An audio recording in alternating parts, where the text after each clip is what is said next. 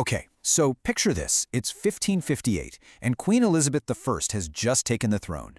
England, well, it's kind of poor, a bit of a mess, and really on the edge of Europe, not the center of anything. But in just 30 years, something incredible starts to happen. It begins this transformation into a global superpower. So, how on earth did they pull that off? Let's get into it. So yeah, this is the big question, right? This is what we're going to unpack. And figuring this out isn't just about memorizing dates and names, it's about seeing how all these pressures at home can cause this huge, explosive change abroad. And trust me, that's a key theme you're really going to want to get your head around for your exams. To get why England suddenly burst out onto the world stage, we've got to first look inward. What was life actually like for people? Because the deep, deep social divides in Elizabethan society, well, they were like cracks in the foundation. And it's from those cracks that a whole new world was about to grow. What's so wild here is that you're basically looking at two completely different Englands, living side by side. I mean, for the rich kids, the gentry and nobility, education was this clear path to power. They're off to fancy schools learning Latin and Greek, being groomed to be leaders. But for literally everyone else, school was just life. You learned how to farm or whatever your family's trade was, right there on the job. Reading and writing? Super rare. This huge gap in opportunity is just central to everything. And you see this same divide in how people had fun. The rich are doing their fancy hunting and fencing, very refined stuff. Meanwhile, the poor are playing the super violent version of football and watching brutal sports like bear baiting. But, and this is really cool, look at that last point. Theater. Theater was the great equalizer. Anyone, for just a penny, could go stand in a theater and watch a play. It becomes one of the first real forms of mass entertainment.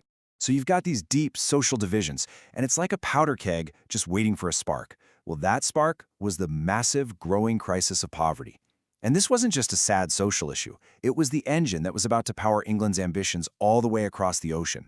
So what caused this poverty crisis? It really was a perfect storm. First, the population was booming, so there was way more competition for everything. Food, jobs, you name it. Then, prices were going up, inflation, so your wages just didn't buy as much. And the real kicker?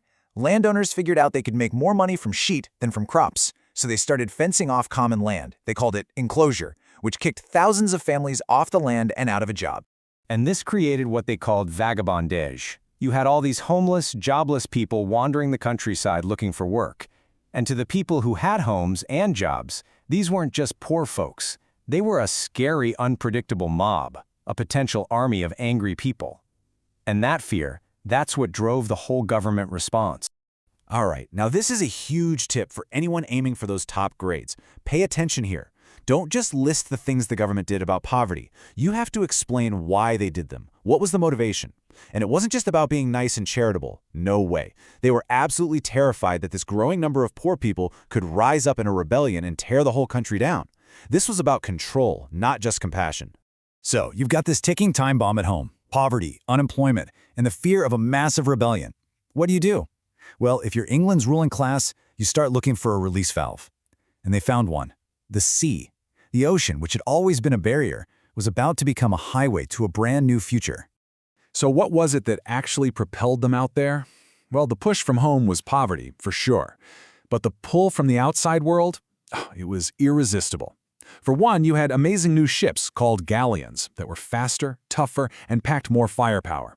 You also had better navigation tools, like the astrolabe, which meant you could sail out into the middle of nowhere and actually have a decent shot at getting back. And then there was just raw human ambition, the dream of finding gold, becoming famous, and maybe, just maybe, sticking it to the global superpower of the day, Spain. So the bottom line is this. It wasn't just one thing. It was this perfect storm of desperation pushing them from home and all these brand new possibilities pulling them from across the sea. That's what lit the fuse on this explosive age of English exploration. Okay, let's put some faces to these big ideas. We're going to zoom in on two guys who just perfectly sum up the ambitions and the failures of this whole era, Sir Francis Drake and Sir Walter Raleigh. Drake's trip around the world? I mean, this was way more than just a voyage. It was a statement, a huge, bold statement. This wasn't some scientific expedition. It was a direct, in-your-face raid on the Spanish Empire. Drake basically proved that an English ship could go anywhere on Earth and take anything it wanted. And the money, oh, the money was just mind-blowing. The treasure Drake hauled back was worth something like £600,000. To put that in perspective, that was more than the Queen's entire yearly income. It was enough to pay off England's entire national debt and still have a massive chunk of change left over. The message was loud and clear: this whole exploration thing could make you ridiculously rich. So if Drake was the ultimate swashbuckling pirate adventurer, Sir Walter Raleigh was the visionary, the grand strategist. He was thinking bigger than just smash and grab raids. His dream was to plant a permanent English flag in the Americas, to build a new England. He called his new colony Virginia, after the Virgin Queen, Elizabeth. But oh man, did it go wrong. Raleigh's grand vision just completely fell apart.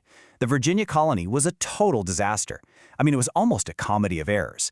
They showed up too late in the year to plant any crops. They sent the wrong kind of people, a bunch of soldiers and gentlemen, not farmers who knew how to survive.